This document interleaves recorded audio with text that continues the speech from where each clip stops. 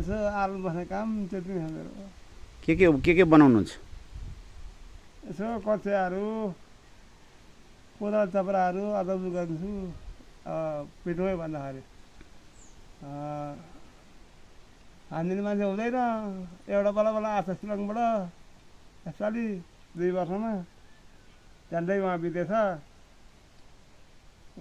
कोइला काट्दाखेरि ताल धरेर साथीहरू निकालिदियो अरे, निकालेर ल्याए। को नवराजलाई।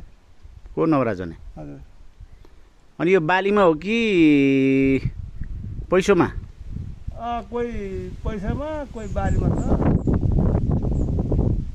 कुन फाइदा हुन्छ?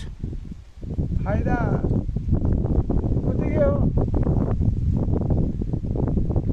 बाली कसैले दिन्छ, कसैले दिन सक्दैनन्।